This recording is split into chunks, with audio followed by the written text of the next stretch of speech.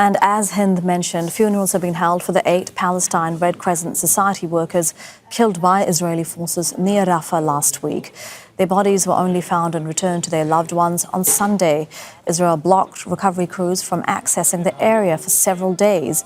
The aid organization says the targeted killings amount to a massacre.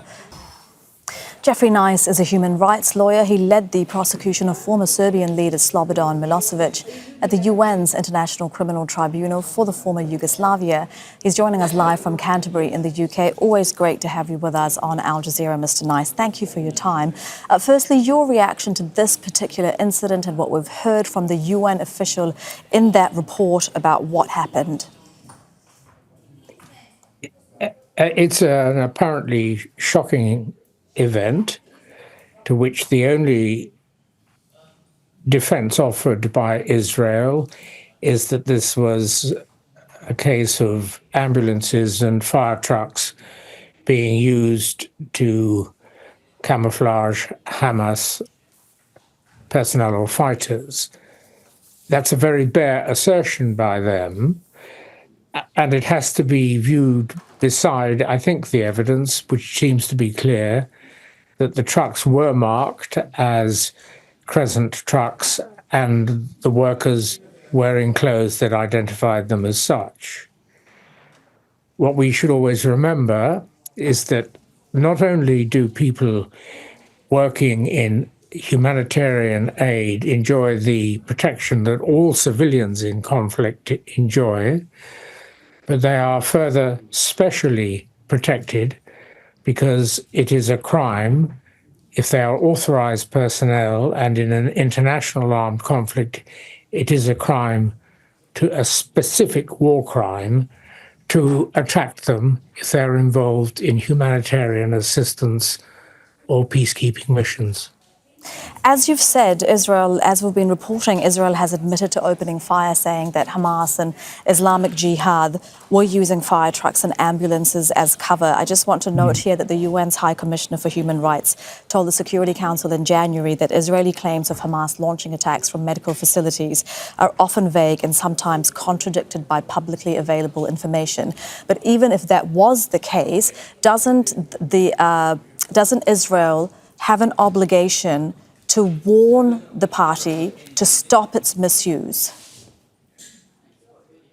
Certainly would have an obligation to warn them unless it had very specific reasons not to. But it actually has an obligation not to open fire under any circumstances where civilians may be involved, unless it could show that the likely outcome is proportionate in terms of military advantage gained as opposed to civilian casualties lost. And that doesn't seem to have been addressed in this case, and rarely is. And one of the great difficulties that's going to confront, for example, the International Criminal Court, that would, at first sight, be capable of including this kind of event in its arrest warrants and pursuits against people like Netanyahu. One of the problems facing them is that the evidence is always going to be very limited. Israel probably will never release in detail its evidence that led to what it says was its thinking. And the other evidence comes from people on the ground, to the extent that there were people. And putting that together in order to prove the intention, the state of mind of the Israeli Defense Forces is always going to be very difficult. So, and it's going to... Given what you're saying, Mr. Nice, that, Israel will not reveal its evidence that it has, there might be a lack of witnesses. I mean, the Palestinian Red Crescent has called for an international investigation. It's highly unlikely that Israel will allow people to conduct this. What does all of this mean for the laws around war crimes and the system that's in place? Let me assume, without expressing any opinion, that this action is the criminal action that you and your viewers may think it is, but I'm not expressing an opinion.